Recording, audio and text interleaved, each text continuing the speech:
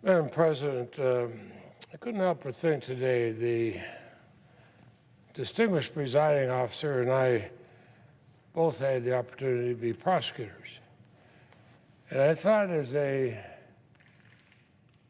prosecutor, as I listened to what a former president, Donald Trump, said, I listened to it with horror and disbelief, especially when I saw it on television. He's obviously reading his words off a teleprompter and knew exactly what he was saying. He basically said if he was reelected, he'd be inclined to have presidential pardons for the people who stormed the United States Capitol a year ago, January 6th. The people who came in here as insurrectionists, the people who came in here doing enormous damage and injuries, the people that caused many to die, the people who set up a gallows outside the Capitol with a noose on it, with Vice President Pence's name in it, saying that if he's not willing to ignore the law and suddenly give the presidency to Donald Trump, a man who had lost it by millions of votes, this is what he deserved, this gallows. It is the sort of thing, if you saw it in a B-rated horror movie, you would say, this is so unbelievable, but here it was real. And you had people committing terrible crimes, destruction of property, injuries of people, trying to kill, and eventually did, police officers. I remember that day, as I'm sure the presiding officer did, because we were all on the floor of the Senate as the vice president was rushed off the podium where the presiding officer is right now, and where I opened the U.S. Senate just minutes ago. And then, wondering what was going on, we suddenly saw several other plainclothes police officers come in here, but then one in uniform carrying a submachine gun with a vest that said police. And we were told we had to leave and go to a safe room, and we were escorted out by armed police officers. We had some who, if it wasn't for the brave operation of these officers, we had members in both parties who could have been victims of the mob.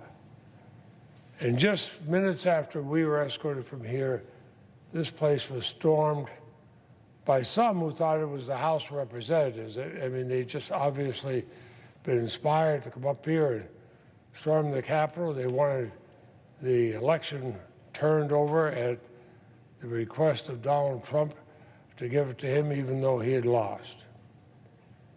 And I thought, I never thought I'd see something like this.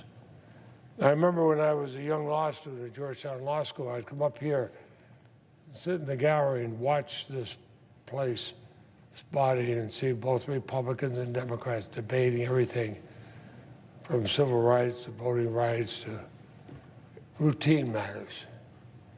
And I thought, what a place to be.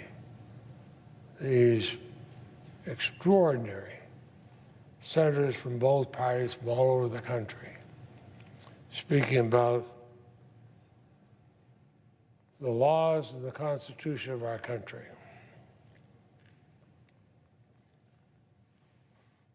I remember even after I went back to Vermont, started practicing law and became a prosecutor, I thought of the days I was here, my parents and others, just watching this body.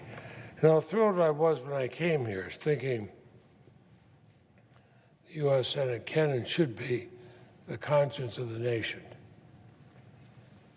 And then I look on television and see a man who was decisively defeated for re-election to the presidency, saying to followers, if I'm elected president again, I can pardon all these criminals. They came in here, these insurrectionists, people, actually, many of whom, it's very clear, were encouraged to come here and storm the castle at his request. Madam President, we're a nation of laws. We're not a nation of individuals, we're a nation of laws. And we survive as a nation and we excel as a nation if we follow the law, if all of us do. On the Senate floor, we can debate both parties, we can disagree on things, and we do often. I think we all believe in the fact that once the law is passed, you must follow it. When I was a prosecutor, I felt if somebody broke the law, there were consequences for it. I cannot imagine what it would have been like as a young prosecutor if I heard somebody running for high office in my state, in this case governor, who said, go ahead and break every law you can to help me get elected, because I'll pardon you as soon as I get in there. I think I'd be before a grand jury pretty quickly talking about that candidate. And yet that's what we see.